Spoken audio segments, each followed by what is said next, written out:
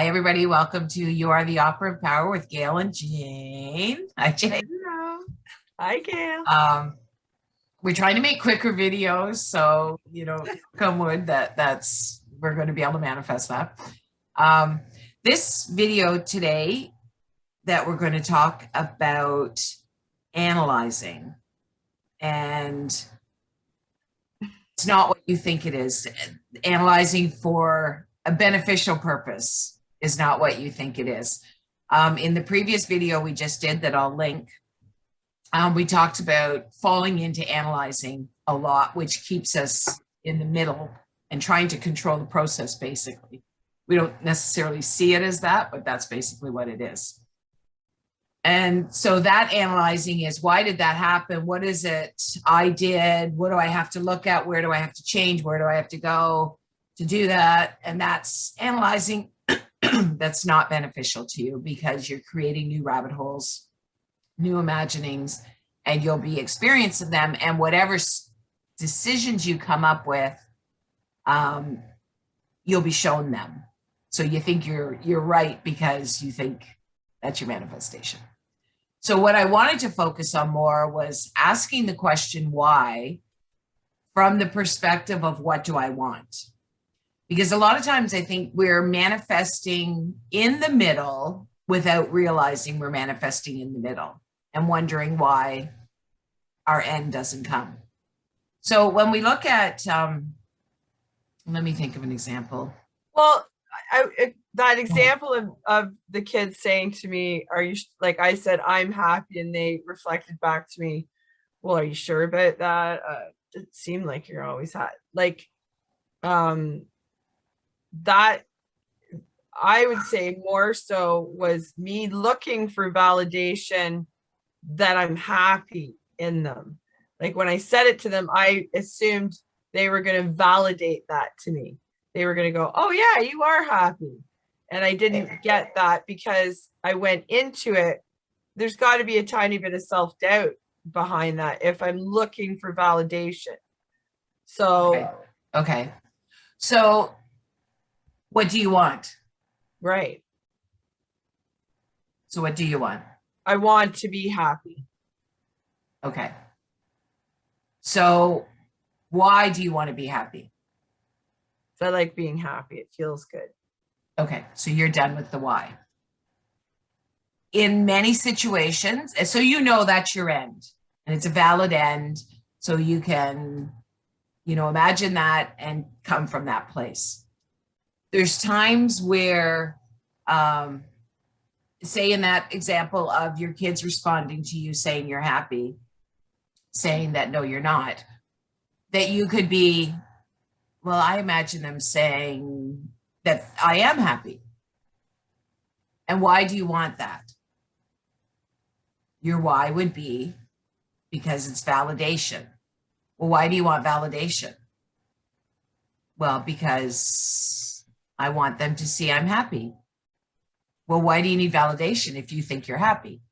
See, if you keep going, the why, and then you get to the end where, oh, well, my end is really just, I just want to be happy. So their validation, it's not worth as much to you, but you're caught up in it when you're manifesting in the middle. Yeah, so it was the end. I want to be happy. You eventually keep asking why, and you'll get to the end. Well, I just want to be happy. Well, and I think if you are happy, you're acting happy, and your action is just, you're happy. Like you're just, you come from that place. Yeah, like it's not like, I think. And you define what that place is. You define what happy is, because your happy might be different than my happy than any other. Yes. And there is a part of me, I suppose, and in family and in your children and just sort of there's something that wants everyone to, maybe it's share in that. I don't know how, but I don't think that's, I think it's more about, so that's your desire that everyone shares in that. Yeah. So that's your desire. So what do you do with that? So I just go to my end. I say to myself, Well, first of everybody, all, what is it suggesting? What is it implying? well, it's implying that I'm not And that others aren't. and that others aren't. Yes. Okay, so you recognize that. So what do you want? So I want everyone to share in my happiness and be happy. Yeah, and just be fulfilled, living their best Yeah. life. Yes. Okay, so that's your end. Yes. You've imagined that, you're done. You're Right. See, and messy. so in then the you're middle. coming from that Yes. place. Yes. And so that response of, well, you don't seem like you are. Yes. Your new response is like, okay, it has Yeah. no effect, no force Yeah. effect, because in your mind, Yeah. everybody's happy, including, Yes. and Yes. you're already forgiven, that alternate, the no, you're not happy and those kinds of doubts. You've already forgiven that in your consciousness. You've cleared it out of your consciousness. So now you're living from that place of harmony, unity, and love. And it's like, okay, it doesn't matter what you like, and you Yeah. know, Yeah. it doesn't matter what you think.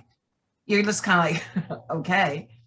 But in your Right. Right. I know everybody is in harmony, unity, and love because I've surrendered it to the God in my heart to deal with once I've forgiven. When it comes up again, I've surrendered it back to, no, well, I'm not dealing with this. You're dealing with this. Yeah. So Yeah. we're not having to deal with every single detail Right. Right. of the situation. Well, that's because I think the head, like you said, which is the next video, the head and the heart, where it comes from. Just leading into that. But I think that's because that's a head space, fear space conversation versus a heart space. And the heart space is much, there's no messing in the middle. There's no analyzing, like you said. So Right. it's just a matter of shutting that piece or reclaiming it or standing in my conviction that Having faith. having faith. Oh, yeah, of Yeah. course. Everything Because is- basically what it Yeah. is control versus faith. Yes. Think we have control. And especially when you learn about the law of assumption, right? And like, oh my God, my life is going to be amazing. I'm going to change everything. And your life can be amazing. Yes. But you can get caught up in the details of the middle and make it very much a controlled, micromanaged process, and you won't have the same successes because you're creating all kinds of other Yeah. go along with it, right? Instead of going to the heart. And like you said, the Faith, one having right. faith And in I yourself. think well, today it's almost like a chain reaction now when I like you said, in the reaction, it's like, oh, and I think a big piece of it is conviction and faith for sure, because you have to remember what you're convicted about, or it's not a conviction, right? Well, and that's why getting to your true end is so important. Yes. Being convicted that you're not going to talk to me that way is not a conviction that's really beneficial to you, because you're going to have people continue to talk to you that way because you believe people Right. do. Yeah, you just don't give it any attention. So it's, and maybe that's another video too for us. The whole idea about your desires being what you want, not the change from what you don't want. So like, I don't want you wearing that shirt anymore. So I'm going to imagine you never wear that shirt anymore. But really what I want is I want Jane to look nice every day. And I'm not suggesting that the shirt doesn't make you look nice. It's just an example, right? So what I want is Jane to feel comfortable and look great every day. So it's a very different end. Yes. To wear that shirt anymore. And I feel like that's one of the biggest lessons that I'm learning when I'm doing my internal dialogue with myself. And I get too much imagination coming from fear. And that's sort of where I feel reactions in my sort of internal self or whatever. When I heard her say that to me, I felt something internally. So that was my cue to go to my conviction, to go to my heart space and harmony, unity, and love. I did quite a bit of it. We were talking about just one other example with my sister and I, like I was doing harmony, unity, and love, but I still feel like stuff came up to challenge that because it's still in my subconscious. And I was going and I did really well. And then the minute that I went to judgment about it, it split it in two, and then we were on opposing sides, and then it was like turning into more of an argument versus because I was focused on what I didn't want in the narrative again. Well, and the example of me with your shirt, I'm making a judgment on your shirt.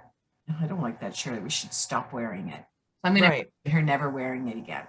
Yeah. Versus, I just want Jane to dress nice and feel great. So Right. from judgment, Right. from like, it's all about what I want is Jane to feel good. What I want is Jane to look good. Yes. Opposed to, I can't stand that top, but just stop wearing it, please. Well, and I think that, yeah, I think that comes up a lot in relationships because, Well, in everything, because yeah, whenever you have an issue with something, then you're like debt is a big one. You know, yeah, I imagine that I'm debt free, and I know Neville used that one, but that's still giving debt life, as opposed to like I'm living abundantly. I love how abundant I am. I love how I have more money than I need, or whatever it is.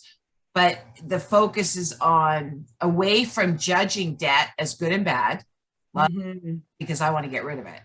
So that's yeah, get rid of it because it's bad. yes, That's my judgment, as opposed to abundance, where it's just, I love being abundant. yes.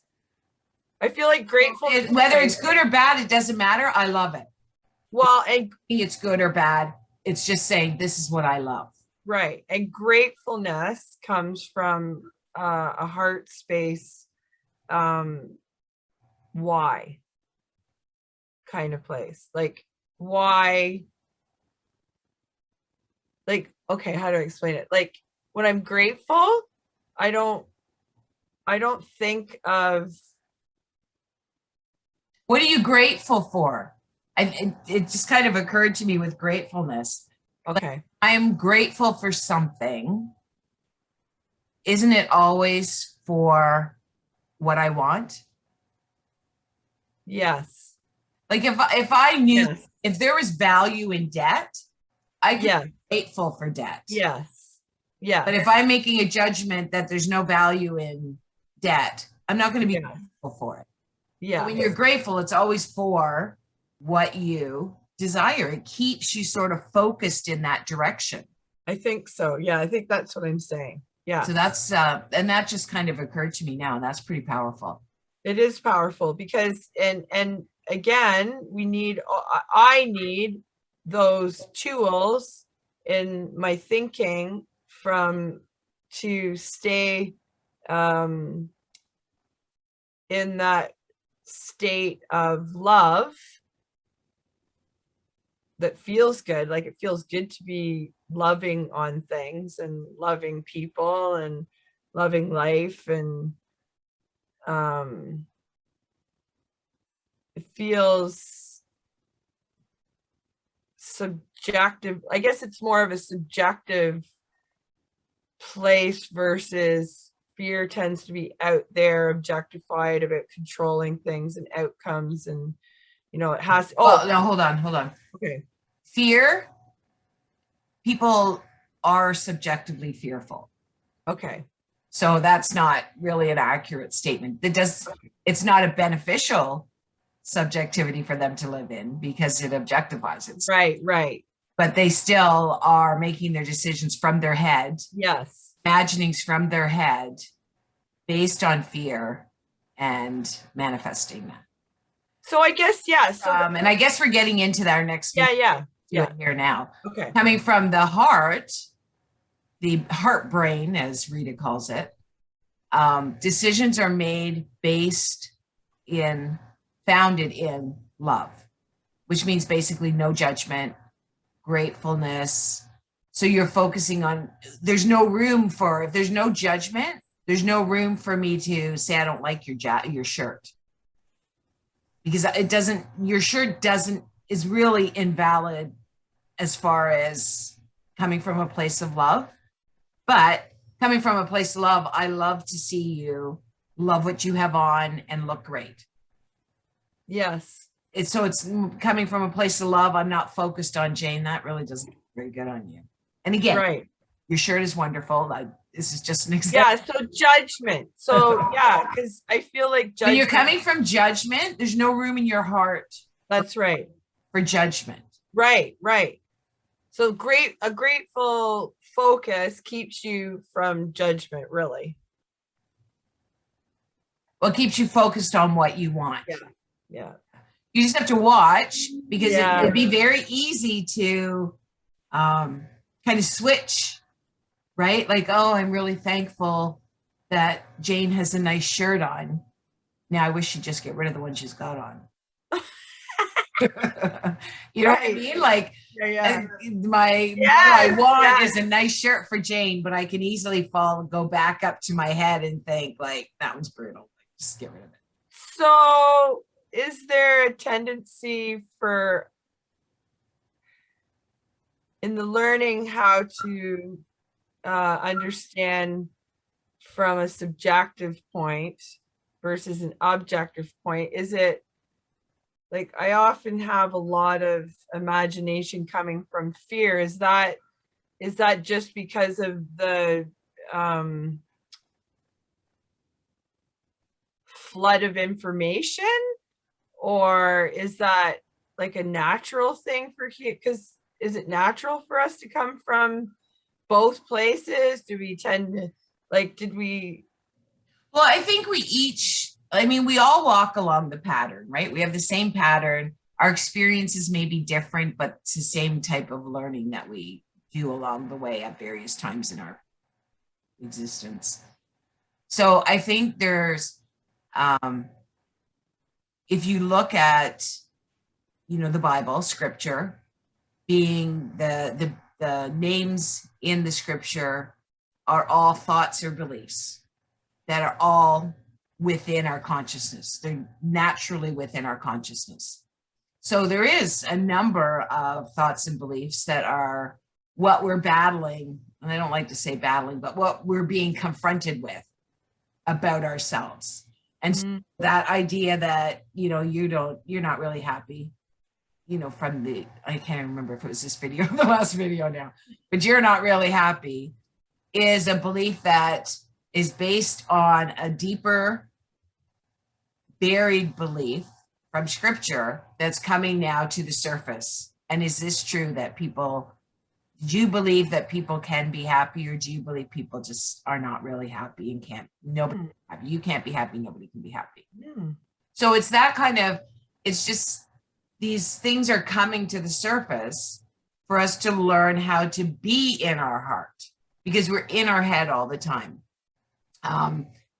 And the more we become in our heart, the more awake our heart becomes in the thinking, and helps with that, the new way of looking at things, which is focused on what you want and lack of judgment, not judgment of others, situations, experiences, that sort of thing. And that's, yeah, it does. It's like, we come by it honestly, but I just hesitate to say that because I don't think we want to use it as an excuse for our life, because it's our responsibility. And it has nothing to do with all the laws and everything that's happening in society. It's just a manifestation of everything that we've imagined or have buried within us and believe and accept as true. So we can't blame the government. We can't blame the laws. These are all within ourselves. And so they're just showing them. So the government comes up and they're saying this, that, and the other thing. Well, I don't believe that to be true for myself or for others. I forgive them. There's only harmony, unity, and love. And you move on to the next. the next thing that comes up. So we are in a flood of facts, as Neville would say, Noah's Ark. But we can't, for me anyways, I don't want to use that as an excuse to Right. take responsibility, because Right. and that's not me moving forward. That's me stuck with no power, because Right. I'm reacting to the outside versus Yes. the outside responding to me. Well, which is the whole kind of road that we've been on, I feel like, with this channel and even in our discussions about, because that's part of owning that subjective piece of yourself and claiming it, I guess, over and over and over again, that's kind of feels like conviction, feels like. Yeah. Like I wouldn't say like this is a process. It's not Yeah. I'm saying, okay, I'm done. Yeah. Like it's not. It's a process. Yeah. I found is, I read or was told something, it could have been 1,000 times, and that 1,001th time, Yes. it clicked. Yeah. Oh, I finally get it. And I'd read it. Yes. Yeah. I get it. Yeah, I understand. And then that 1,001th time, it's like, oh my God, now I get it. I understand. Oh my gosh. Because it solidified in my consciousness. Yes. Well, like I feel like a lot of it, like especially taking the personal, like in some way formulating my thoughts over the years and my narratives and stuff, like from a head space, it's which we didn't know any different. Right.